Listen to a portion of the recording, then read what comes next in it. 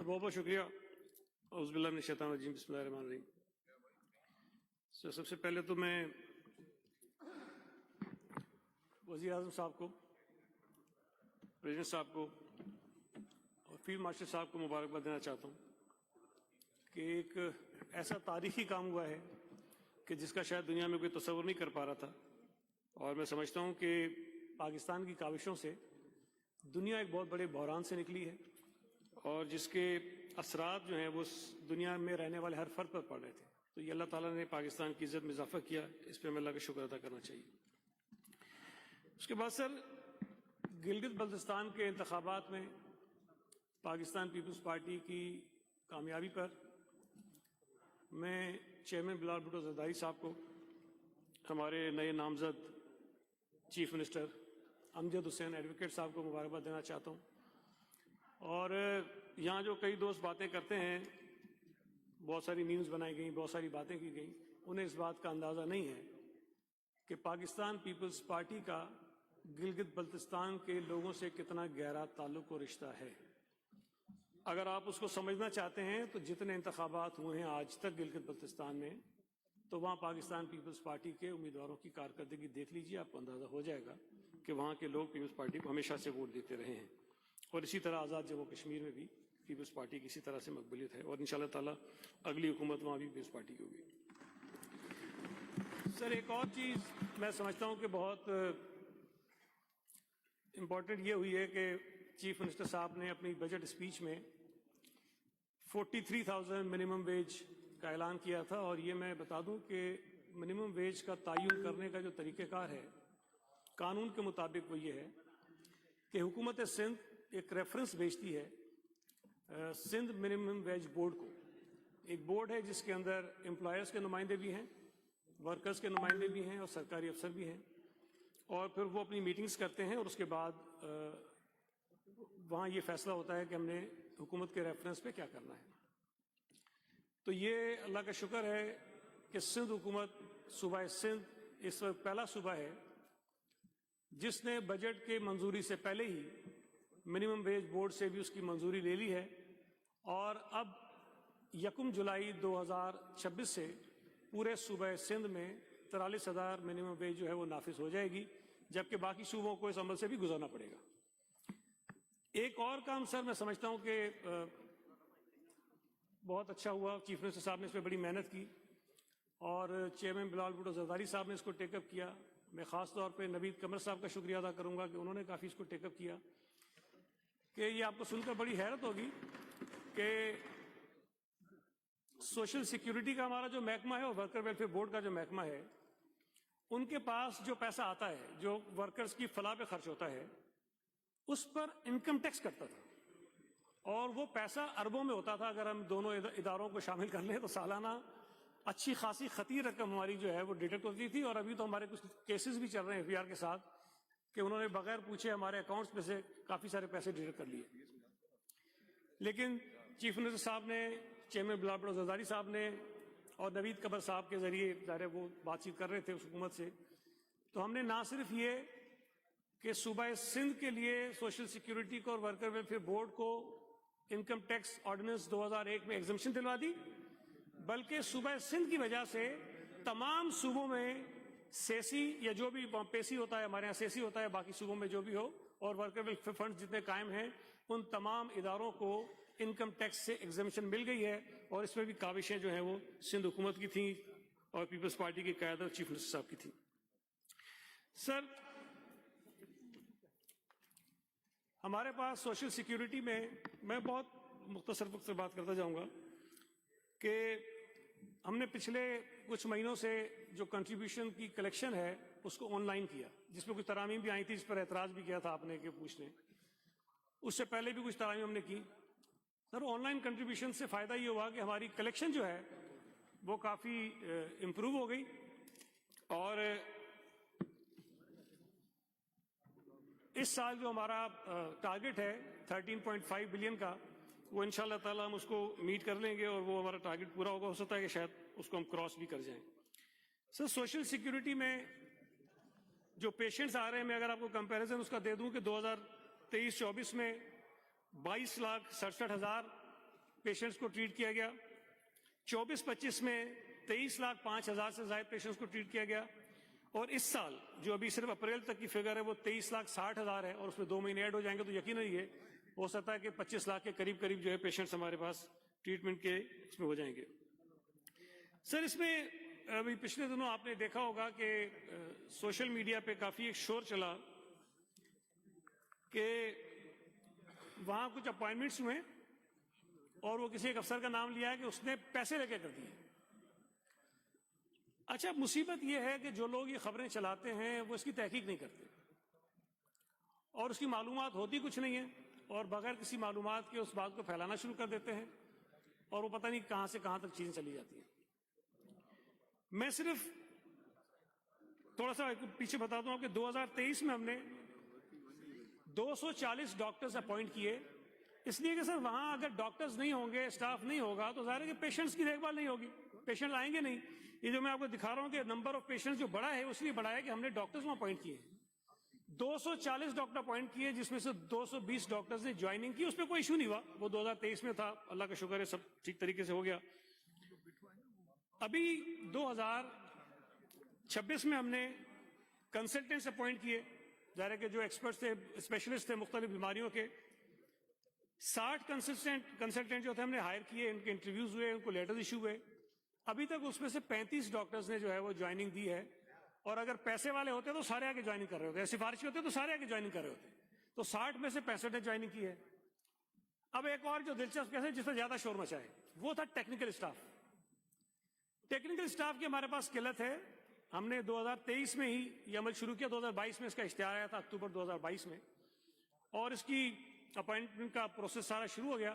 ہمارے جو دوست ادھر بیٹھے ہیں, order in the house please.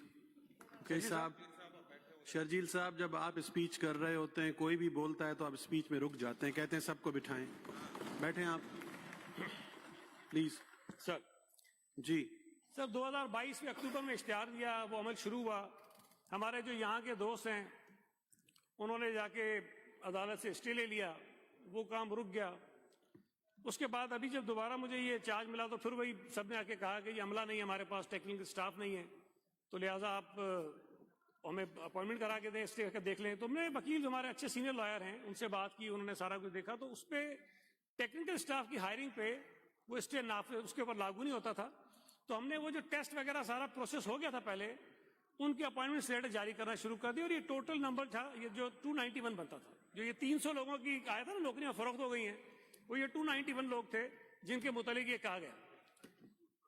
سر اب بڑی دلچسپ بات ہے کہ جو نوکریاں بیچنے کا الزام لگا ہم پہ, 291 نوکریاں تھیں جن کو لیٹرز ایشو کر دیے گئے کہ بھئی آئیں اور آ کر جوائن کریں. اس میں سے صرف 112 لوگوں نے جوائننگ دی ہے. اب مجھے بتائیں کہ جو پیسے دے گا, جو سفارش کرائے گا, وہ جوائن نہیں کرے گا آگے. یہ ہماری بدنصیبی ہے کہ اگر کئی چیزوں کو ٹھیک کرنے جا رہے ہوتے ہیں تو اس قسم کی چیزیں جو آ جاتی ہیں. تو میں صرف یہ بتانا چاہتا ہوں کہ کم از کم جو ہمارے کچھ وی لوگرز بھی ہیں, ہمارے جرنلسٹ دوست ہیں, بغیر سوچے سمجھے جو ہے وہ بھیڑ چال میں شروع ہو جاتے ہیں اور معلومات ہوتی نہیں ہے, تو خواہ کا ایک جو ہیجان سا پیدا کر دیتے ہیں پورے معاشرے کے اندر. تو تھوڑا سا وہ خیال کریں. ایک اور بڑا دلچسپ کیس ہوا سر, ہم نے 24 مارچ 2026 کو اکاؤنٹنٹ جنرل کو ایک خط لکھا, سیسی نے لکھا خود, اور کہا کہ جی یہ ہمارے ملازمین کی فہرست ہے, ذرا اس کو چیک کریں کہ ان میں سے کوئی ایسے لوگ تو نہیں جو کہیں اور بھی نوکری کر رہے ہوں. خط بھیجا گیا. 30 مارچ 2026 کو انہوں نے ہمیں جواب بھیجا جس کے اندر یہ تھا کہ جی 71 لوگ ایسے ہیں جن کے ریکارڈ سے یہ پتہ چلتا ہے کہ یہ کہیں اور سے بھی تنخواہیں لے رہے ہیں سندھ حکومت میں دیگر محکموں سے. 1 اپریل کو 30 کو وہ خط آیا, 1 اپریل کو کمشنر سیسی مجھے نوٹ بنا کے بھیجتا ہے کہ جی یہ اکاؤنٹنٹ جنرل کی رپورٹ ہے, یہ انہوں نے بھیجا ہے ڈیٹا, اور یہ لوگ ہیں. تو اس پہ پھر میں کہتا ہوں قانون کے خلاف, قانون کے مطابق جو کاروائی ان کے خلاف کاروائی کر دیں آپ. 15 اپریل کو اچھا پھر ہم اس کو 71 لوگوں کو دیکھتے ہیں, اس میں سے 40 لوگ تو ایسے نکل آتے ہیں جو ڈیپوٹیشن پہ آئے ہوئے تھے. ظاہر ہے جب ڈیپوٹیشن پہ آتا ہے, اگر مثال کے طور پہ اسمبلی میں تھا تو پہلے اسمبلی سے تنخواہ لے رہا تھا, ڈیپوٹیشن میں ہمارے پاس آ گیا تو بعد میں تنخواہ ہمارے پاس سے لیتا تھا. تو اس کی بھی آ گئی کہ 2 جگہ سے لیتا ہے, حالانکہ وہ اسمبلی والی ختم ہو گئی, ہمارے شروع ہوئی. تو اس قسم کے 40 لوگ تھے. ان 40 کو ہم نے کلیئر کیا, सारी तहकीकात करने के बाद फिर 15 अप्रैल को हमने खत लिखा अपने दीगर स्टाफ को कि ये लोग हैं, इनके मुताबिक सारी तफसीलात हमने मांग ली कि ये करें। 22 अप्रैल को एक अखबार में खबर छप जाती है, 22 अप्रैल को, एक महीने बाद इस पूरे कार्रवाई के बाद, और उस खबर से चैनल्स पे, अखबारों में तासुर ये उभरता है कि सेसी में तो बड़ी गड़बड़ हो गई और बड़ा एक उन्होंने केस पकड़ लिया और ये सारा जुल्म हो रहा है और डबल लोग नौकरियां कर रहे हैं। उस अखबार की खबर पे चीफ मिनिस्टर साहब ने नोटिस लिया, सीएमआईटी को ये हिदायत जारी की उसकी तहकीकात करे। सीएमआईटी ने फिर तहकीकात की और ये एक दिन के अंदर सारा हुआ। 22 को छपा, 22 को सीएम साहब ने नोटिस लिया, 23 को सीएमआईटी वहां जाती है, 24 को सारी वो तहकीकात उनकी जो करनी होती है वो करते हैं और उस रिपोर्ट में वो बताते हैं कि ये इनिशिएटिव तो खुद सेसी का अपना लिया हुआ था, ये कहीं और से नहीं हुआ था, हमारा अपना काम था। तो हमने अपने इदारों को बेहतर करने के लिए काम किया, लेकिन यहाँ पे ये वर्ग है। और मैं बता दूं कि जो 31 लोग हैं उनसे रिकवरियां भी शुरू हो गई हैं और उनको नौकरियों से भी निकाल रहे हैं। ये ना हो कि कोई स्टे मिल जाए किसी को, लेकिन हम बहरहाल कार्रवाई उनके खिलाफ कर रहे हैं अभी तक। ये सारी चीजें हुई सर। उसके बाद वर्कर वेलफेयर बोर्ड एक हमारा डिपार्टमेंट है, उसमें मैं आपसे अर्ज कर दूं कि हमने एक दो चीजें बड़ी अभी रिसेंटली अच्छी कर दी कि जो डेथ ग्रांट है सर, वो 7 लाख रुपए मिलती थी। कोई भी मजदूर अगर इंतकाल कर जाता था उसकी फैमिली को वर्कर वेलफेयर बोर्ड की तरफ से, वो जहां नौकरी करता है वहां से उसका अलग मिलता है, बाकी चीजें सब अलग होती हैं, लेकिन वर्कर वेलफेयर बोर्ड की जानिब से उसकी फैमिली को 7 लाख मिलते हैं। वो हमने बढ़ा के 10 लाख कर दिए पिछले दिनों। मैरिज ग्रांट जो किसी भी मजदूर की बच्ची की शादी होती थी 2 लाख रुपए एक शादी के मिलते थे, हमने उसको 4 लाख रुपए कर दिया। उसके अलावा जो बच्चे मजदूर के मुख्तलिफ स्कूलों में पढ़ते हैं उनको जूते यूनिफॉर्म वगैरह खरीदने के लिए पहले कोई और चक्कर था, लेकिन अब हमने उसको 10,000 रुपए पर बच्चा हम उसके वालिद के अकाउंट में ट्रांसफर करते हैं ताकि बीच में कोई और हैंडलिंग इसकी ना हो सके। और तकरीबन 35,000 के करीब ऐसे बच्चे हैं जिनको हम ये चीजें फराहम कर रहे हैं। सर हमारा डिपार्टमेंट इस वक्त 78 बच्चे हैं, 78 बच्चे मजदूरों के जो डाउ में पढ़ रहे हैं, एनईडी में पढ़ रहे हैं, जिना सिंध मेडिकल यूनिवर्सिटी में पढ़ रहे हैं और मुख्तलिफ हैं, जेबिस में पढ़ रहे हैं। 78 बच्चे हैं जिनके 3.5 करोड़ रुपए की फीस, मतलब उनकी एक रुपए की फीस जो है वो ये इदारा बेयर करता है ताकि ये बच्चे अच्छी तालीम हासिल कर लें और अपना मुस्तकबिल जो है वो बेहतर कर सके। सर यहाँ अभी कई लोगों ने, हमारे दोस्तों ने तकारीर की और मेरे एक वो तकरीर का हवाला देते हुए कि एक वजीर कह रहा है कि मेरे इदारे में 20 अरब की 25 अरब की करप्शन हो गई और मैं कुछ नहीं कर सकता। नहीं, आपने गलत सुना था, बेसिकली आपने पूरा नहीं सुना था। आबिर भाई इंटरप्ट ना करें प्लीज, आपने पूरा नहीं सुना, प्लीज प्लीज। मैं दोहरा देता हूं मैंने क्या कहा था। मैंने ये कहा कि इतनी करप्शन हुई है, अब करप्शन होगी तो जो जिम्मेदार अफसर होंगे उसको आप हटाएंगे ना। पहले मैंने उनको हटाया, जब किसी को हटाएंगे तो आप किसी और को चार्ज देंगे, मैंने किसी और को चार्ज दे दिया। जिनको हटाया है उनके खिलाफ आप इंक्वायरी करेंगे, वो इंक्वायरी हमने शुरू करा दी। सर इस दौरान 8 मुख्तलिफ मुकदमात हुए हैं अदालतों में, 8, और एक बेंच को छोड़ के, इसलिए कि शायद वहां जो एक मौजूद जज बैठे हैं उनको शायद मालूम है कुछ चीजों का, वहां से उनको रिलीफ नहीं मिला, लेकिन वही केस बना के वो नीचे कोर्ट में गए, वहां से वो ऑर्डर लेकर आ गए। दिलचस्प बात यह है, जजों का इख्तियार है, मैं इस पे उनको चैलेंज नहीं कर सकता हूं कि कोई शख्स जाता है उसको पहली हियरिंग पे रिलीफ दे दे, उनका इख्तियार है, दे सकते हैं। लेकिन क्या ही अच्छा हो कि अगर कोई केस लेकर जाता है तो एक नोटिस तो में भेज दें कि भाई ये केस आया है, अगली पेशी 3 दिन बाद रख लें, आके बताओ कि आपका मौकफ क्या है। नोटिस करते हैं, लेकिन उससे पहले हमारा ऑर्डर सस्पेंड करते हैं। जिन लोगों को मैंने हटाया वो हटने वाला ऑर्डर सस्पेंड हो गया, जिन लोगों को मैंने लगाया उनके लगाने वाला ऑर्डर सस्पेंड हो गया, जो मैंने इंक्वायरी करवाई वो इंक्वायरी कमेटी सस्पेंड हो गई। और आपको बताऊं सर, ये मेरे आने से नहीं हुआ, ये पहले से भी कहानी चल रही है। हमारे एमएनए हैं आगा रफीउल्लाह साहब, मैं वजीर नहीं था उस वक्त, इजाज साहब यहां बैठे, हमारे एमपी हैं, पता नहीं यहीं बैठे हैं। इन्होंने चीफ मिनिस्टर साहब को खत लिखा कि हमारे हल्के में ये वर्कर वेलफेयर बोर्ड के काम हो रहे हैं और ये काम ठीक नहीं हो रहे। چیف منسٹر صاحب نے CMIT کو بھیجا وہ خط کہ اس کی انکوائری کریں. CMIT نے اس کی انکوائری کی. اس انکوائری میں انہوں نے کہا کہ ہاں جو یہ معزز ارکان کہہ رہے ہیں یہ صحیح کہہ رہے ہیں اور ان ذمہ داروں کے خلاف کارروائی ہونی چاہیے. وہ فائل میرے پاس بھی آئی کہ یہ فائنڈنگز ہم نے بھی لکھا کہ بھائی کارروائی کریں جو بھی ذمہ دار ہے اس کے خلاف. وہ CMIT کی رپورٹ کے اوپر جو کارروائی تھی اس پہ بھی اسٹے ہو گئی. میں نے یہ کہا ہے کہ لوگ کہتے ہیں کہ حکومت کرتی نہیں ہے. حکومت تو کرنا چاہتی ہے. چیف منسٹر نے انکوائری کرائی ہے, وہ کرنا چاہتے ہیں.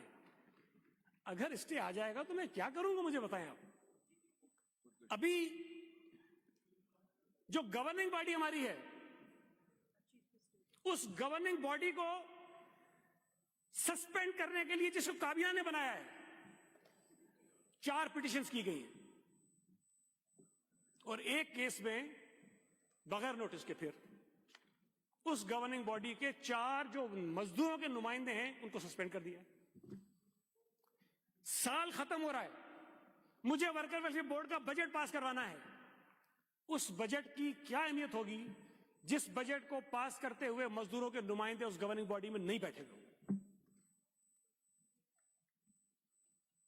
کیا کریں؟ اب میں نے تو یہ کہا اس تقریر میں نے یہ بھی کہا کہ میں ان کو نہیں لگاؤں گا جن کے لیے انہوں نے اسٹے بھیجا, لگائیں مجھ پہ کنٹیمپٹ. میں جا کے ججوں کو بتاؤں گا کہ کیا کیا انہوں نے.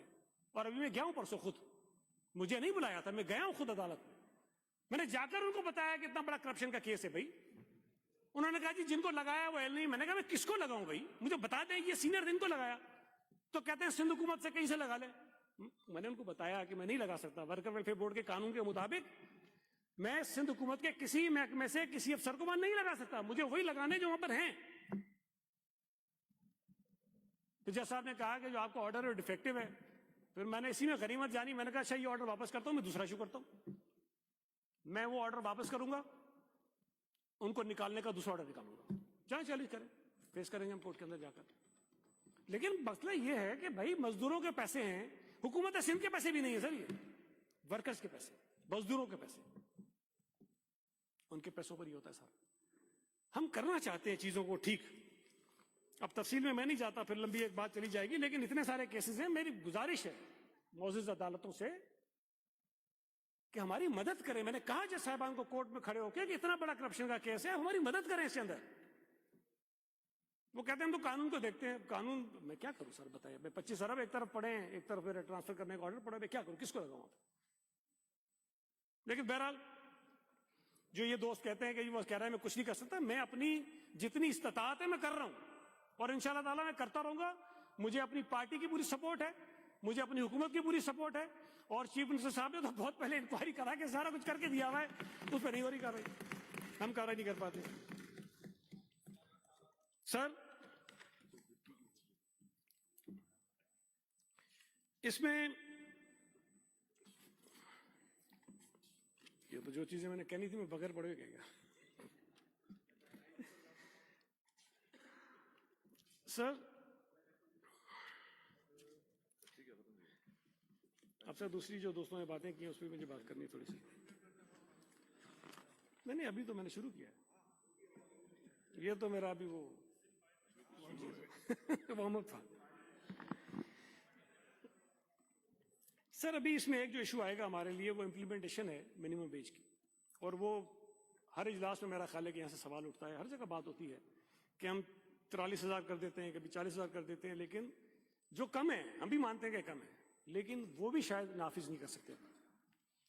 سر اس کی پرابلم ہمارے ساتھ یہ ہے کہ میں نے 12 کہا ہے کہ تنخواہ دینے والا ایک آدمی, تنخواہ لینے والا ایک آدمی, ہمیں نہیں پتا کہ کون دے رہا ہوتا ہے کون لے رہا ہوتا ہے.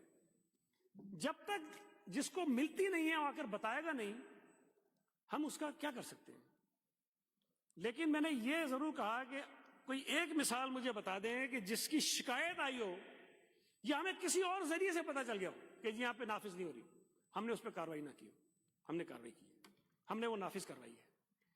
سر سندھ پہلا صوبہ ہے جس نے یہ ٹرائیپارٹائٹ بیسیکلی پورا کانسیپٹ ہے ہمارے ڈپارٹمنٹ میں کہ ورکروں کے نمائندے ہوتے ہیں, مزدوروں کے نمائندے ہوتے ہیں, سرکاری نمائندے ہوتے ہیں, وہ بیٹھ کے ساری چیزیں کر رہے ہوتے ہیں. تو یہ پہلی مرتبہ ہوا کہ سندھ حکومت نے پچھلے ٹینیور میں نچلی سطح پہ جا کے یہ ٹرائیپارٹائٹ کمیٹیز بنائی تاکہ وہاں جو شکایت آئے وہ شکایت وہیں پہ حل ہو جائے, کسی کو وزیر کے دفتر پہ آنا نہ پڑے, سیکرٹری کے دفتر پہ آنا نہ پڑے, چیف منسٹر کے پاس آنا نہ پڑے, کہیں نہ جائے, وہاں بیٹھ کے اس مسئلے کو حل کریں.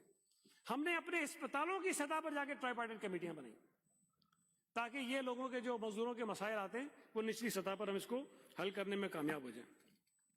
سر یہاں بھی تقاریر کافی ساری ہمارے دوستوں نے کی, کچھ میں سن سکا, کچھ میں نہیں سن سکا, پھر کچھ میں نے بھی نکلوا کے سن لی, پتا تو چلے کہ ہمارے دوستوں نے کیا کیا فرمایا یہاں پہ. سر اسمبلی میں جو لوگ منتخب ہو کر آتے ہیں, ہم نمائندے ہیں اپنے اپنے حلقے کے لوگوں کے, اور اس اسمبلی میں بیٹھے ہوئے لوگ پورے صوبہ سندھ کے لوگوں کی نمائندگی کرتے ہیں.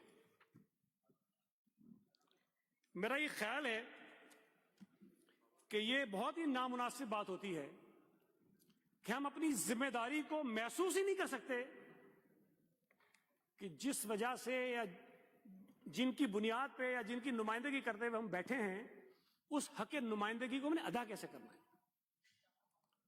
سر تنقید کرنے کا حق بالکل اپوزیشن کو ہے, یہ ڈٹ کے کریں, اور ہم نے کبھی اس پہ برا بھی نہیں منایا. ہمیں اسے جواب دینے کا حق ہے, ہم دیتے بھی ہیں. لیکن میں یہ سمجھتا ہوں کہ کسی شخص کا نام بگاڑنا, نام لے کے غلط بیانی کرنا, جو یہاں بیٹھے ہوں بھی تو اس پہ آ رہا ہوں, پھر خاص طور پہ سر اس بات کی تو ممانعت ہے کہ جو شخص یہاں موجود نہیں ہے, جس کے پاس یہ حق ہی نہیں ہے کہ کھڑے ہو کے بتائے کہ بھائی یہ جو میرے لیے کہہ رہا ہے غلط کہہ رہا ہے, جو یہاں موجود نہیں ہے, جب اس کے متعلق آپ بات کریں تو آپ کو زیادہ محتاط ہونا چاہیے. یہاں میئر کراچی کے لیے باتیں کی کہ تنقید کریں اس کے کام پہ, کوئی مسئلہ نہیں, انسان ہے, غلطیاں کرتا ہوگا, آپ شہریوں کی توقع پہ پورا نہیں ہوتا ہوگا, ٹھیک ہے, فیئر انف. لیکن جس طرح نام بگاڑ کر جس قسم کی باتیں کہیں گی وہ نامناسب ہے. میں ہمیشہ کہتا ہوں جتنی زبان آپ کے منہ میں ہوتی ہے میرے منہ میں, جو آپ کہتے ہیں وہ میں بھی کہہ سکتا ہوں, شاید آپ سے زیادہ کہہ سکتا ہوں. لیکن ہمیں پھر وہ جو اس حال میں بیٹھے ہوئے جو ذمہ داری ہمارے سر پہ نا وہ روکتی ہے کہ یہ بات آپ نے کرنی ہے یا آپ نے نہیں کرنی ہے. لیکن مجھے دکھ ہوتا ہے کہ یہاں سے جو باتیں کہی گئیں, ایک شعر سے انہوں نے پڑھا تھا, میں پڑھ دیتا ہوں لیکن یہ بار بار آپ کو شعر میں یاد دلاتا رہوں گا, ویسے اس لیے کہہ رہا ہوں, یہ میرا لکھا ہوا نہیں, یہاں سے پتہ نہیں 2-3 لوگوں نے پڑھا تھا. اس کا دوسرا جو مصرع تھا وہ یہ تھا, جنہوں نے بستی اجاڑ ڈالی کبھی تو ان کا حساب ہوگا. جنہوں نے بستی اجاڑ ڈالی کبھی تو ان کا حساب ہوگا. سر حساب ہو چکا ہے. جن لوگوں نے اس شہر کو اجاڑا تھا ان کا حساب ہوا ہے. یہاں جتنے لوگ ہم بیٹھے نا سر, میں باہر سے کچھ بھی ہوں, آپ مجھے کچھ سمجھیں, لوگ مجھے کچھ سمجھیں, مجھے پتا ہے کہ میں کیا ہوں, میری حیثیت کا, میری طاقت کا, میرے وزن کا مجھے سب پتا ہے. ایسا نہیں ہے کہ جو دوست یہاں بیٹھے ہیں ان کو اپنے وزن کا نہیں پتا ہے. ان کو آج کی اپنی حیثیت کا بھی پتا ہے, اپنے وزن کا بھی ان کو پتا ہے. کم از کم تھوڑا اس کا خیال کر لیں. یہ جو بستی جنہوں نے اجاڑ ڈالی تھی, جو حساب ہوا ہے, اس حساب کی بدولت ہی آپ اس نہج میں آئے ہیں. میرے تو 2 دوست جو بات وہ کہہ رہے تھے, پتہ نہیں کل کے یونٹ انچارج کے سامنے نہیں بولتے تھے, میرا خیال ہے آپ لوگ اس وقت ایم کیو میں تھے ہی نہیں شاید. جا کے ریکارڈ نکالیں, چیک کروائیں ان دنوں کو, ان ریکارڈز کو. ہمارے پاس گن مین نہیں ہوتے تھے, سیکیورٹی گارڈ نہیں ہوتے تھے ہمارے پاس. جا کر ان دنوں میں ایم کیو ایم کے لیے کام کرنے والے لوگوں سے پوچھیں کہ پیپلز پارٹی نے کراچی میں کیا کیا کچھ کیا, کیا قربانیاں دی ہیں. آپ یونٹ انچارج کی بات کرتے ہو, جس قائد کو آپ نے چھوڑ دیا ہم اس کے خلاف بولتے تھے, دھڑلے سے بولتے تھے. ہماری آپ کا ہم قدر کرتے ہیں, جو دنیا سے لوگ چلے گئے اس کے لیے مجھے کوئی حق نہیں ہے کہ میں اس کے لیے کوئی برا بھلا کہوں. میں آپ سے گزارش کروں گا کسی دن چلیں ہمارے ساتھ, پیپل سیکریٹریٹ چلیں, آپ کو میں دکھاتا ہوں جو ہمارے شہداء کی گیلری وہاں بنی ہوئی ہے, تصویریں لگی ہوئی ہیں, تاریخ لکھی ہوئی ہے, کون کون کہاں کہاں شہید ہوا یہ بھی آپ کو بتائیں گے کہ کس کس طرح سے ہوا تھا. یار آپ ساری باتیں ایسی کر رہے تھے, لگ رہا تھا کہ ہم کسی اور دنیا سے آئے لوگ ہیں, ہمیں پتہ ہی نہیں کہ شہر میں کیا ہوا ہے, اس ملک میں کیا ہوا ہے, پتہ ہی نہیں ہے. تو صاحب ہیں چلے گئے, اچھے آدمی نکل گئے. ان کی تقریر سننے تو مجھے لگ رہا تھا کہ پتہ نہیں یہ کیا ہے بھائی, ہم کدھر تھے جب یہ ملک بنا, مطلب ہم کہاں تھے. نہیں ہم نے سر دیکھیں, میں اس بات کو مان لوں, اگر غلط بات یہاں سے بھی کسی نے کی تو نہیں کرنی چاہیے, محتاط ہونا چاہیے, یہ سینسیٹیو ایشو ہے. لیکن میں بار بار یہ چیزیں کہتا رہا ہوں, اپنی پہلے کی تقریروں میں بھی کہتا ہوں, مجھے عادت نہیں ہے دہرانے کی, لیکن کیا کروں, یہاں سے دوبارہ بات آ جاتی ہے, مجھے دوبارہ جواب دینا پڑتا ہے. سر اس صوبے میں جو تفریق ہے سندھی مہاجر کی, اس تفریق کو ختم کرنے کی ذمہ داری سب سے زیادہ ہم لوگوں کی جو یہاں بیٹھے ہوئے ہیں. اس صوبے کی یا شہر کی خاص طور پہ جو بربادی ہوئی ہے, جانے گئی ہیں, جو آج کہتے ہیں کہ برا حال ہے, میں ایز اے سیاسی ورکر اگر اس کا کوئی ایک سبب نکال سکا ہوں نا, ایک سبب وہ یہ ہے کہ یہاں رہنے والے لوگوں میں نفرتیں ڈالی گئی ہیں. آپ یہ جو نفرت والا پہلو نکال دیں, آپ بتا دیں کوئی فرق نہیں ہوگا, جو لاہور جس طرح گئے ہم لاہور سے زیادہ گئے ہوتے. جب تک یہ نفرت یہاں نہیں تھی, جب تک یہ خون ریزی یہاں پہ نہیں تھی, جب تک یہ لسانیت کی بنیاد پہ لاشیں یہاں نہیں گرتی تھی, کراچی لاہور نہیں پورے پاکستان کے ہر شہر سے آگے تھا. آج ہم موازنہ کرتے لاہور ایسا ہو گیا, لاہور ایسا ہو گیا تو لاہور اس لیے ہو گیا کہ لاہور میں MQM نہیں تھی. لاہور ایسا اس لیے ہو گیا کہ لاہور میں خون ریزی نہیں تھی, لاہور میں نفرتیں نہیں تھی, لاہور میں کسی کو اس لیے نہیں مارا گیا کہ تمہاری زبان سندھی ہے, تم پشتو بولتے ہو, تم پنجابی بولتے ہو تو مار دو. لاہور میں یہ نہیں ہوا. لاہور جس طرح نیچرل شہر ترقی کرتے ہیں, آگے بڑھتے ہیں, وہ بڑھتا گیا. اس شہر کو بریک لگ گئی, بریک نہیں لگی, ہم پیچھے چلے گئے. آج آپ 25-30 سال کی خوریزی کے بعد, بربادی کے بعد, تباہی کے بعد کہتے ہیں کہ ہم ایسے کیوں نہیں ہیں, ہم نہیں ایسے. اور آج بھی بدقسمتی کی بات ہے کہ آج بھی ہم نے سبق نہیں سیکھا کہ جو کچھ ہم اس شہر کے ساتھ کر چکے ہیں کم از کم آگے تو نہ کریں. ہم نے طے کیا ہوا ہے کہ نہیں, ہم ایسے ہی چلیں گے, بس ہم نے ایسے ہی چلنا ہے. سر اب ایسے ہی چلیں گے تو کراچی کوئی ایک بے جان سی کوئی ٹیبل کرسی نہیں ہے کہ CM صاحب اٹھیں گے, اس کو رنگ پالش کر دیں گے ٹھیک ہو جائے گا. نہیں ہوگا. بہت بڑا شہر ہے.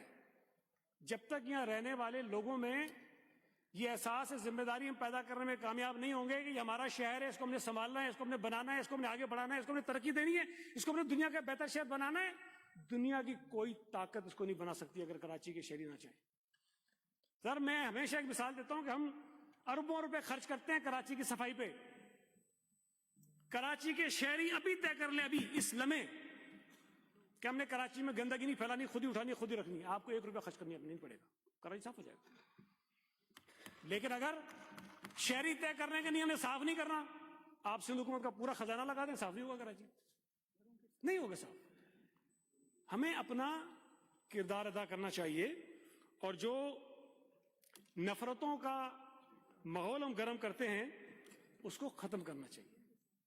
آج آپ کسی بھی شہر کے لوگوں سے آتے, میں نے تو نہیں سنا کم از کم, سوائے کراچی کے جو ہمارے مخالفین ہیں ان کے, برباد ہو گیا, برباد ہو گیا, برباد ہو گیا, برباد ہو گیا, تباہ ہو گیا, تباہ ہو گیا, تباہ ہو گیا, کھنڈر ہو گیا, کھنڈر ہو گیا, کھنڈر ہو گیا. میری وہ باجی بیٹھی چلی, وہ کہہ رہی تھی کہ سڑکیں ایسی ہیں کہ اونٹ دے دو میں. خدا کو مانے باجی, آپ اونٹ پہ آتی ہے کیا, مطلب گاڑی میں آتی ہیں. ہو سکتا ہے کوئی ایک آدھی سڑک ایسی ہو جہاں پہ تھوڑا سا آپ کو مزہ نہیں آتا ہوگا, لیکن جن سڑکوں پہ چل کے آتے ہیں وہ کراچی کی سڑکیں ہیں, وہ کسی اور ملک کی نہیں ہیں. ہمیں آپ یونیورسٹی روڈ پہ تنقید کرتے ہیں, ٹھیک ہے, ہمارے پاس اس کی جسٹیفیکیشن ہے, لیکن ٹھیک ہے, آپ کہتے ہیں بھی لوگوں کو تکلیف ہے, آپ کا رائٹ ہے, آپ کریں. اور گلیاں سڑکیں کوئی ٹوٹی ہوئی ہیں اس پہ آپ تنقید کر سکتے ہیں, لیکن آپ کے علم میں ہے, آپ بھی کراچی کے گلی محلوں سے اٹھ کے آئے ہیں. سر اس وقت کراچی شہر میں بہت بڑے پیمانے پر سوئی گیس کی جو کمپنی ہے وہ ری ہیبلیٹیشن کا کام کر رہی ہے. انہوں نے بے تحاشا گلیاں کھود دی ہیں، ساری بنی ہوئی سڑکیں کھود دی ہیں. آپ لوگوں کو دکھا کے کہتے ہیں دیکھو یہ صندوق میں بنا رہی ہے. وہ بھائی گیس کی لائن ڈل رہی ہے وہاں پہ. اب کیا کریں ہم؟ نہ ڈلنے دیں. میرے اپنے حلقے میں ہوئی ہے، میں نہیں چاہتا تھا گلی ٹوٹے، لیکن کیا کروں، لوگ آ جاتے ہیں ہمارے گھر میں گیس نہیں آتی. ہم نے مجبوراً کہا کہ بھائی کاٹو، ڈالو گیس کی لائن. یہ پورے شہر میں ہوا ہے، صرف کسی ایک میرے حلقے میں نہیں، ہر جگہ ہو رہا ہے. تو اس کی وجہ سے سڑکیں ٹوٹی ہیں، خراب ہوئی ہیں، وہ ٹھیک کرنے کی کوشش کرو. یہ آن گوئنگ پروسیس ہے. یہ نہیں ہو سکتا کہ کوئی ہم اچانک ایک دن صبح اٹھیں کراچی کی کوئی گلی کوئی سڑک ٹوٹی ہوئی نہ ہو. ہم بناتے رہیں گے، خراب ہوتی رہیں گی، ہم بناتے رہیں گے، خراب ہوتی رہیں گی. آج ہمیں، کل کوئی اور آئے گا وہ بھی کرتا رہے گا. اس سے پہلے آپ نے بھی یہ کوشش کی ہوگی. تو کم از کم کراچی کا چہرہ جو دنیا کے سامنے مست کرتے ہیں نا، سر، نہیں کرنا چاہیے. سر پتہ نہیں ہمارے کچھ اور وزیر بھی ہوں گے، سی ایم صاحب بھی تھے. ایک ڈیلیگیشن آیا تھا کچھ عرصہ پہلے ینگ پارلیمنٹیرینز کا، جس میں نون لیگ بھی تھی، پی ٹی آئی بھی تھی، تمام جماعتوں کے پارلیمنٹیرینز میں آئے. چیف منسٹر ہاؤس میں انہوں نے میٹنگ کی. پیپلز پارٹی کے لوگوں نے نہیں، جو دیگر جماعتیں تھیں جو میرے مخالف ہیں. انہوں نے کہا کہ جو ہم نے کراچی کے متعلق سنا تھا، کراچی ویسا تو نہیں ہے. تو میں نے کہا اچھا ہے کہ برا ہے؟ کہنے لگا نہیں، اس سے اچھا ہے جو ہم نے سنا تھا.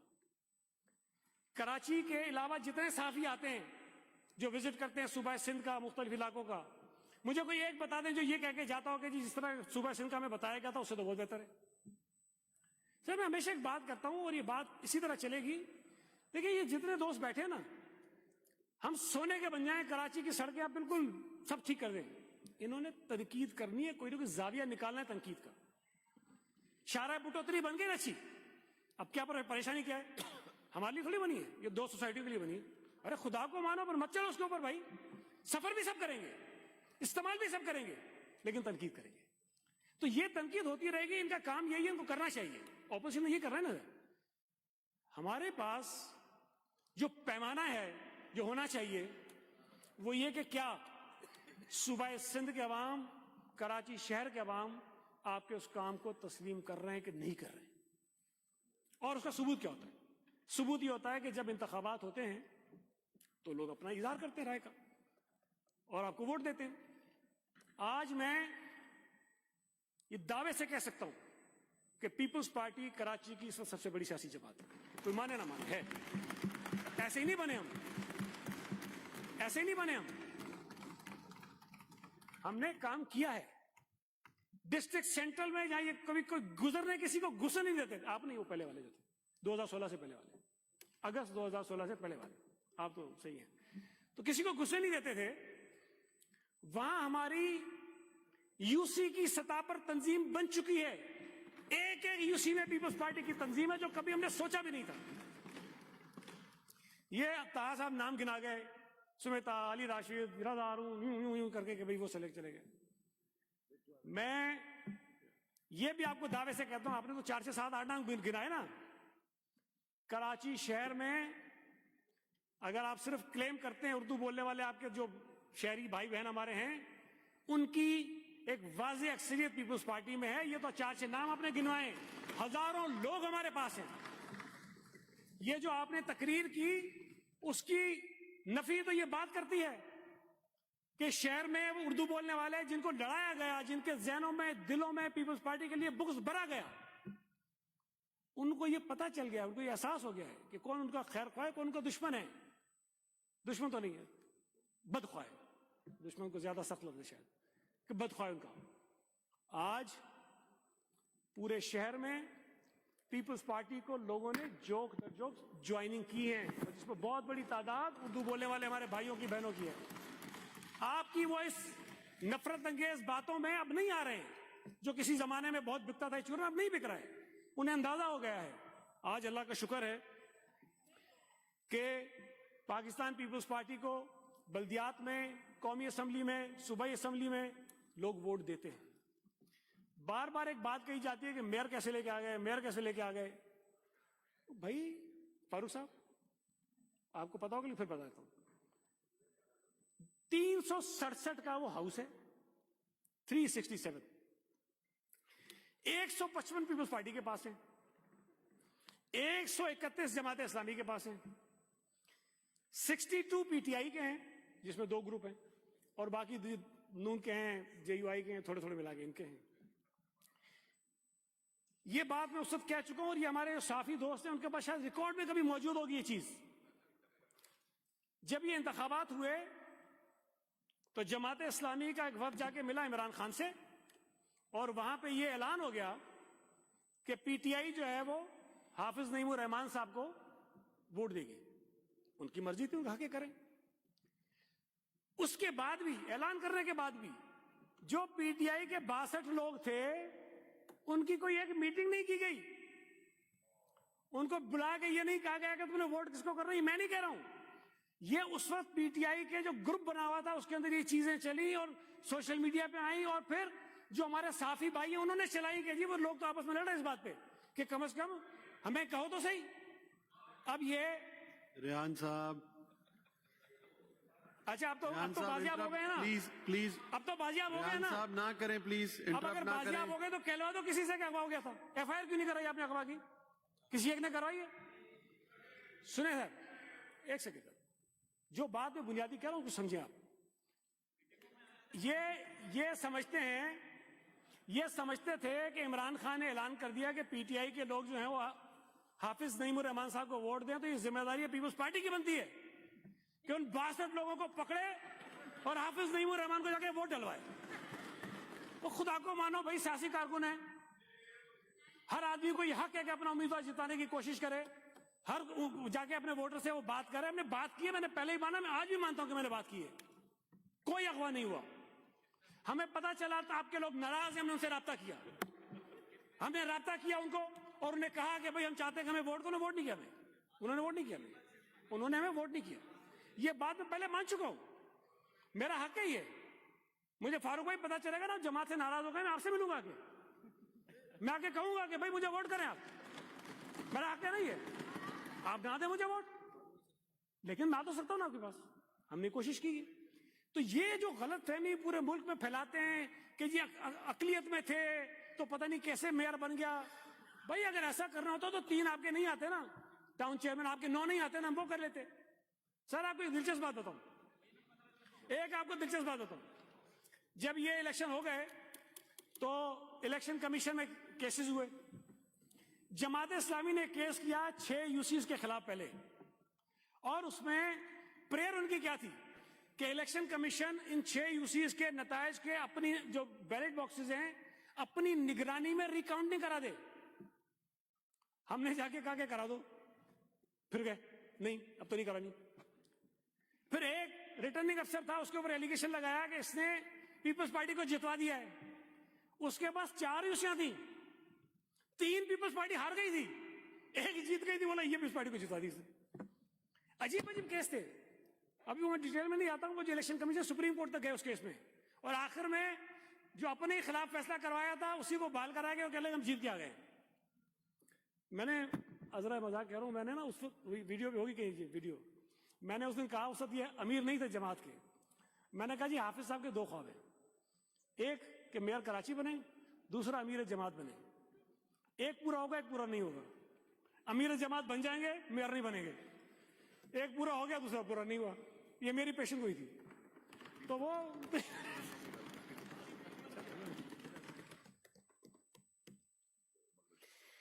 سر میری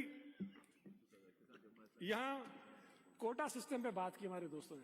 اچھا میرا تو بہت شروع سے یہ موقف رہا ہے کہ یہ جو کوٹا سسٹم ہے یہ ہمارے شہری لوگوں کے حق میں ہے.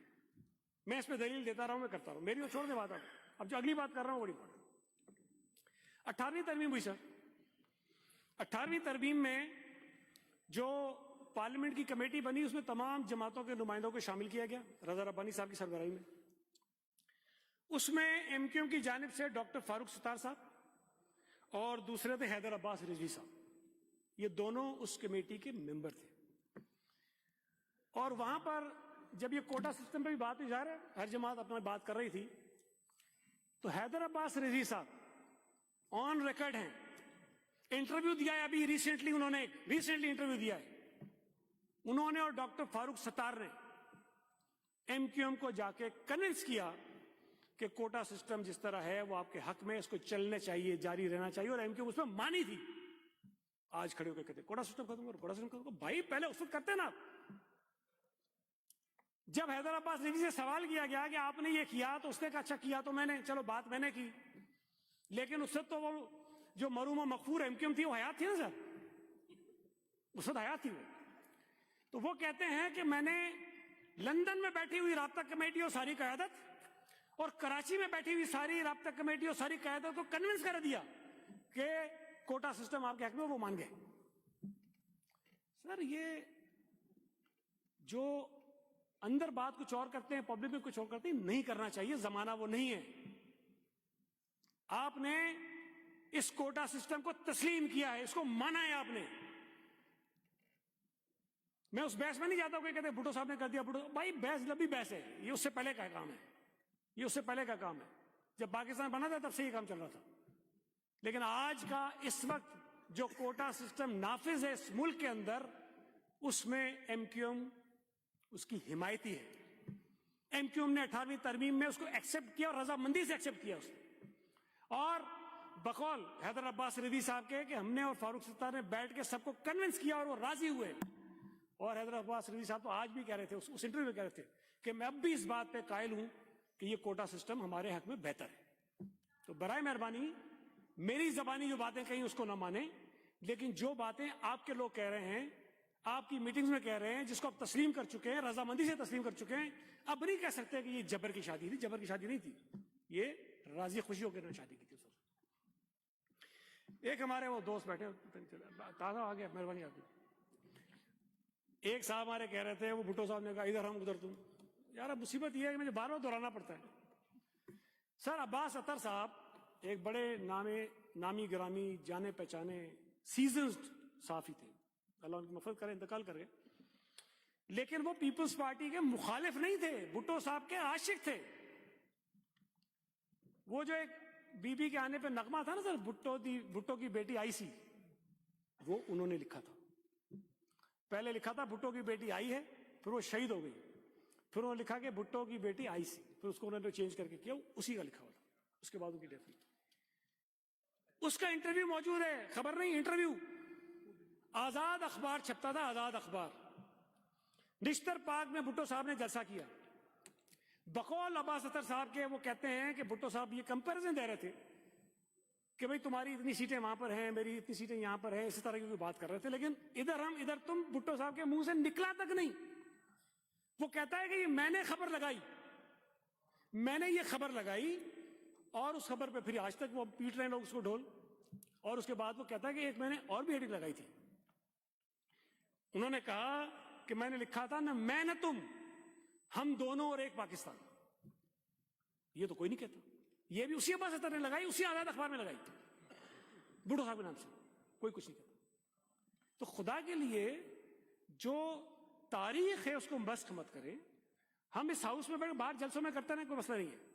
اس اسمبلی کے اندر بیٹھ کے نا کم از کم اس قسم کی غیر ذمہ دارانہ باتیں نہیں کرنی چاہیے.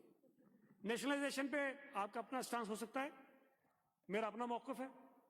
ذوالفقار علی بھٹو صاحب نے اگر کی تو پاکستان پیپلز پارٹی کے منشور کا حصہ تھا, اسی منشور پہ انہوں نے الیکشن میں حصہ لیا, اسی پہ لوگوں نے ان کو منتخب کیا, اور حکومت میں آنے کے بعد انہوں نے اس منشور پر عمل درآمد کیا. اور میں سمجھتا ہوں کہ وہ نیشنلائزیشن بالکل ٹھیک تھی. جو 22 خاندانوں کی اجارہ داری تھی وہ ختم ہوئی. پاکستان کا جو ایک والیوم تھا اکنومی کا, وہ پتہ نہیں ہزاروں گنا اس کے بعد سے بڑا ہے. وہ الگ بات ہے, کوئی ادارے کو صحیح چلا سکا نہیں چلا سکا, اس پہ ڈیبیٹ ہو سکتی ہے. لیکن نیشنلائزیشن ٹھیک ہوئی تھی. اس وقت کے جو حالات تھے, اس وقت جو معیشت کی صورتحال تھی کہ جکڑا ہوا تھا 22 خاندانوں نے, کسی اور آدمی کو کوئی کاروبار کرنے کی وہ اجازت نہیں دیتے تھے, جگہ اجارہ داری تھی. تو انہوں نے ٹھیک ختم کیا, ہم سمجھتے ہیں, اور میں خاص سمجھتا ہوں کہ بہت زبردست کام تھا. اور وہ نہیں ہوتا تو شاید پاکستان کی معیشت جو ہے وہ پتہ نہیں اس وقت کن حالات میں ہوتی. اور انہوں نے یہ بھی فرمایا کہ 1988 میں اطاعت کس نے توڑا. بھائی یہ تو آپ بتاؤ نا کس نے توڑا, میں بتاؤں گا کس نے توڑا. شہید محترمہ بے نظیر بھٹو 88 میں جب جیتی, اس کے بعد ایم کیو ایم کے ساتھ الائنس ہوا. اس الائنس کے بعد محترمہ بے نظیر بھٹو صاحبہ کی حکومت ختم کرنے کی سازشیں پہلے ہی سے شروع ہو گئی تھی. اور آپ ذرا ریکارڈ کو چیک کر لیں کہ آپ نے اس وقت حکومت سے الگ ہونے سے پہلے کوئی بات نہیں کی تھی. وہ تو اچانک سے ہی جب نو کانفیڈنس موشن آتا ہے اور آپ کلٹی ہو جاتے ہیں, 11 مہینے کے بعد, ہاں no confidence motion be be کے خلاف پیش ہوتا ہے اسمبلی میں, اور آپ جا کے اپوزیشن میں بیٹھ جاتے ہیں بغیر کسی اس کے کس کے کہنے پہ بیٹھے ہیں میں بتاؤں آپ کو؟ اتنے پولے تو نہیں ہو بھائی جی تسی. آپ کسی کے کہنے پہ گئے تھے اور آپ نے بعد میں سارا کچھ کیا. اب شیر بھی پڑھا تھا، غضب کیا، تیرے وعدے کا اعتبار کیا، 11 مئی تک قیامت کا انتظار کیا. عمران خان پھر ایک ہمارے دوست کہہ رہے تھے، ویسے بڑی عجیب بات کر رہے ہیں، کہتے ہیں کے الیکٹرک کا کراچی کے شہریوں کے اوپر 157 ارب روپے کا بل ہے جس کی وجہ سے لوڈ شیڈنگ ہوتی ہے. کے الیکٹرک جو ہے وہ 70% جو ہے وہ آف کر رہی ہے. آپ 30% دے دیں، لوڈ شیڈنگ کراچی ختم ہو جائے گی. وہ یہ سمجھتے ہیں کہ ایک مرتبہ دے دیں گے اس کو بجلی کا بل ہی نہیں آئے گا. او بھائی اگلے مہینے پائی جی پھر دوبارہ بل آنا ہے، دوبارہ بل آنا ہے. تو آپ یہ اپنا، مجھے نہیں پتا یہ ایک نوبل آئیڈیا کہاں سے لے کر آئیں. یہ تو مہربانی کریں. وہ دوسرا وہ یہ بھی لے کے آگے کہ سن کوٹا ہے. او بھائی سن کوٹا کو خفیہ ہے، یہ کسی کو نہیں پتا کہ آپ خوشی شاہ کے رشتے دار ہیں. لوگوں کو نہیں پتا کہ میرا بھائی ٹاؤن چیئرمین ہے. کسی کو نہیں پتا کہ مراد علی شاہ صاحب، عبداللہ شاہ صاحب کے بیٹے ہیں. نہیں پتا. انہوں نے انکشاف کیا بڑا زبردست کہ یہ دیکھو میں یہ لے کر آ گیا ہوں. خبر خدا کو مانو بھائی، اللہ کا شکر ہے الیکشن جیت کر آئے. 47 والا نہیں ہوں، میرے اوپر کیس نہیں ہے بھائی. تو یہ جتنے لوگ بیٹھے ہیں نا سر اس طرف، میرا خیال ہے 80-90% کے اوپر تو کیس بھی نہیں ہے، الیکشن پٹیشن ہی نہیں ہے. تو مہربانی کر کے کم از کم اگر کوئی انکشافات کر رہے ہیں تو ایسے کرو جو دنیا کو نہ پتا ہو. آپ نے بڑا انکشاف کیا کہ جی یہ اس کا بھائی، یہ اس کا بیٹا، یہ اس کا چاچا، اس کا بیٹی، اس کا، یہ خدا کو مانو. میرا خیال ہے کہ نجم مرزا صاحب نے ایک بات بڑی انٹرسٹنگ کہی، میں نے ان کو جا کے بتایا تو، لیکن میں ریکارڈ پہ لانا چاہتا ہوں. انہوں نے تقریر کرتے ہوئے بتایا، بڑی محنت کر کے لائے تھے، کہ جی 2002 میں، 3 میں، 4 میں، 5 میں، 6 میں، 7 میں، 8 میں، 9 میں، 10 میں جو بجٹ آتا تھا سندھ کا، اس میں بلدیات کا حصہ 30% ہوتا تھا، اور جب سے آپ آئے تب سے 5% ہو گیا. بات تو ٹھیک کرے ہو. پھر میں نے ان کو یاد کرایا کہ اس وقت SLGO 2001 تھا. اس وقت ایجوکیشن منسٹر بھی نہیں ہوتا تھا، ہیلتھ منسٹر بھی نہیں ہوتا تھا، پاپولیشن ویلفیئر والا بھی نہیں ہوتا تھا، اسپورٹس والا بھی نہیں ہوتا تھا. پتہ نہیں کوئی آدھے سے زیادہ محکمے تو سارے ان کے پاس تھے. تو اگر آپ وہ پرسنٹیج نکالیں گے نا سر، آج کا 5% اس وقت 30% سے زیادہ بنتا ہے. تو آپ کو کسی نے محنت کر کے دی، پوری بات نہیں بتائی. تو اب ایجوکیشن بھی ادھر ہے، ہیلتھ بھی ادھر ہے، باقی سارے محکمے واپس ادھر آ گئے. تو لہٰذا وہ جو آپ کمپیریزن کر رہے تھے وہ مناسب نہیں ہے. وہ 30% والی بات دوسری تھی. اس وقت جو آپ 5% بھی کہہ رہے ہیں، وہ 5% اس وقت کے 30% کے حساب سے بہت زیادہ پیسے جو ہے وہ ہم ان کو دے رہے ہیں. انہوں نے ایک دوست ہمارے کہہ رہے تھے شاہراہ بھٹو کے سن کے کان پک گئے. پہلے NICD سن کے کان پکے تھے، اب شاہراہ بھٹو سن کے کان پکیں گے. سر ہر سال کوئی نہ کوئی کام ہوتا رہے گا، کان پکتے رہیں گے. اور ہم بندوبست خاص کریں گے کہ اگر اس پہ ان کے کان پکتے ہیں تو شاہراہ بھٹو ہم نے بنائی سر، 38 کلومیٹر سے زیادہ کی ہے سر. کرنگی سے آپ شروع کریں، اس میں مختلف جگہوں پہ آپ اتر سکتے ہیں. شاہراہ بھٹو پہ سفر کریں، آپ کو اتنا مزہ آئے گا کہ آپ بڑے انجوائے کریں گے سر. اور مجھے یقین ہے اس میں سے بھی سب جو ہیں گزرتے ضرور ہوں گے. یہاں سن کے تو کان پکتا ہے، وہاں پتہ نہیں دماغ خراب ہوتا ہوگا یہ کہاں سے گزر رہے ہیں. اچھی چیزیں جو ہیں کبھی کبھی مان لینی چاہیے.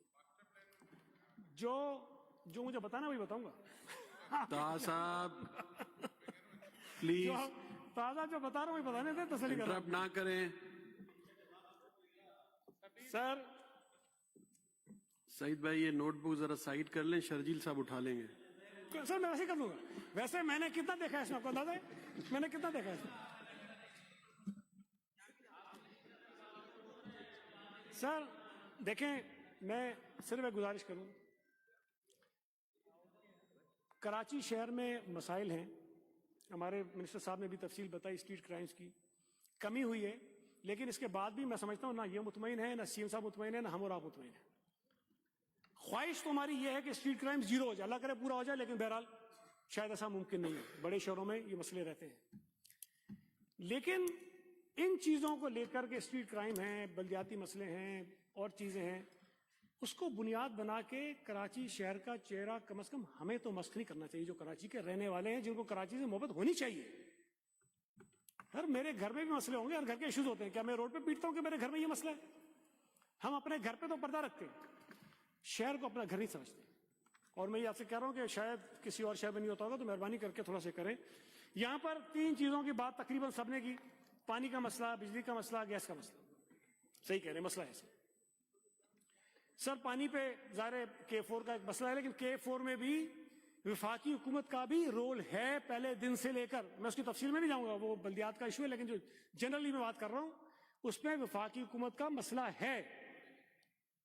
جو تاخیر اس میں ہوئی ہے اس میں اگر 30-35-40% قصور ہمارا ہوگا تو ہم سے زیادہ قصور مختلف وفاقی حکومتوں کا ہوگا جو بھی رہی ہوں گی اس وقت.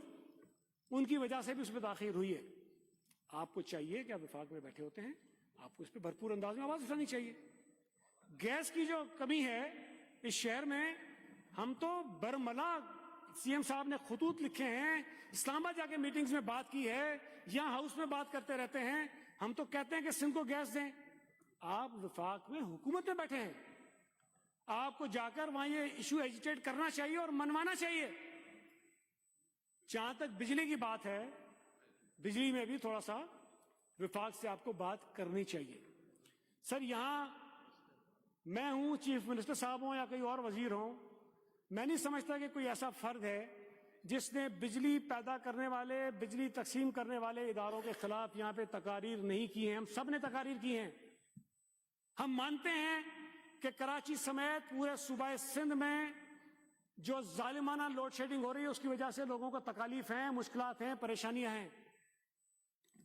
فاروق صاحب یہاں بیٹھے ہیں, ہماری ایک کمیٹی بنی تھی ہاؤس کی, ایک میٹنگ ہوئی تھی. فاروق صاحب سے ذرا اس نے اونچی آواز میں بات کی تھی اس وقت جو MD تھے. میرا لہجہ اس سے کیا تھا ذرا بتائیں اس وقت. میں نے بات کی تھی اس سے, اور میرا خیال ہے کہ جس انداز میں نے بات کی تھی وہ اس کی میں نے تسلی کرائی تھی. اگر ہمیں لوگوں کی پریشانی کا احساس ہو تو ہمیں کیا ضرورت پڑی بات کرنے کی, ٹھیک ہے کرتے رہیں. لیکن میری گزارش یہ ہے کہ آپ وفاق میں بیٹھتے ہیں, ہر حکومت میں رہیں. آپ اس حکومت میں بھی ہیں, اس سے پہلے PDM میں بھی تھے, اس سے پہلے PTI میں بھی تھے, اس سے پہلے سب میں تھے آپ.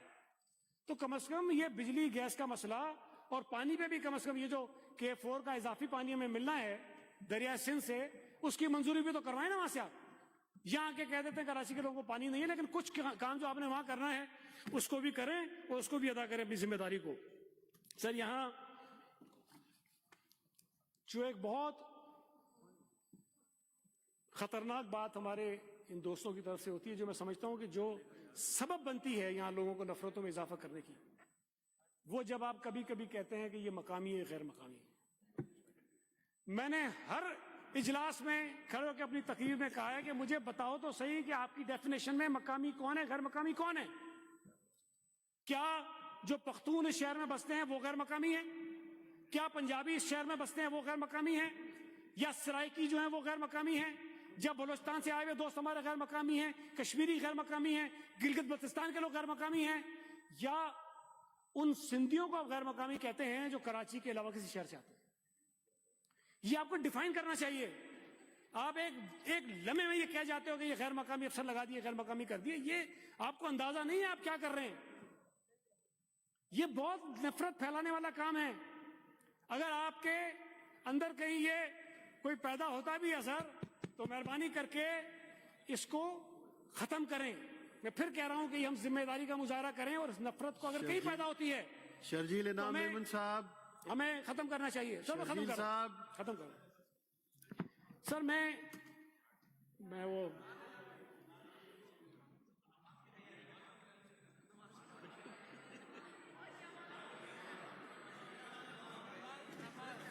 میرے شرجیل بھائی پلیز ناراض ہو کے نہ جائیں, آپ آ جائیں اپنی سیٹ. ارے آپ سینئر منسٹر ہیں, آپ تو ناراض نہ ہو, آ جائیں آ جائیں. نماز ابھی آزان میں 10 منٹ ہیں. آ جائیں آ جائیں آ جائیں.